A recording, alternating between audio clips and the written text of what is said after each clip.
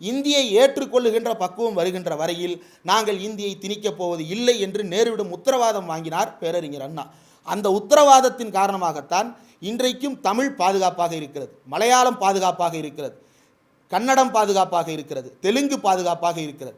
இன்னும் மற்ற மாநிலங்களில் எல்லாம் மொழிகளுக்கு ஒரு பாதுகாப்பு இருக்கிறது என்றால் அதற்கு காரணம் பேரறிஞர் அண்ணா முன்வைத்த போராட்டம். அவர் வெறுமன தமிழுக்கான சிறப்பு அந்தஸ்தை மட்டும் கேட்டு போராடிய தலைவர் அல்ல.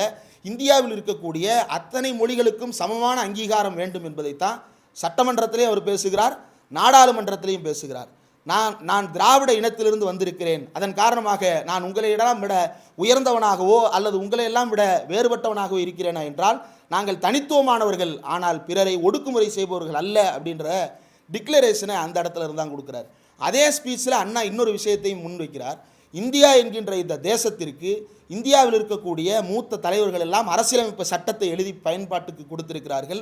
அந்த பயன்பாட்டுக்கு வந்திருக்கிற அரசியலமைப்பு சட்டத்தையும் இந்த தேசம் என்கின்ற கட்டுமானத்தையும் நாம் மறு ஆய்வுக்கு உட்படுத்த வேண்டிய காலகட்டத்தில் இருக்கிறோம் அப்படின்னு 1960களில் அண்ணா நாடாளுமன்றத்தில் பேசுகிறார்.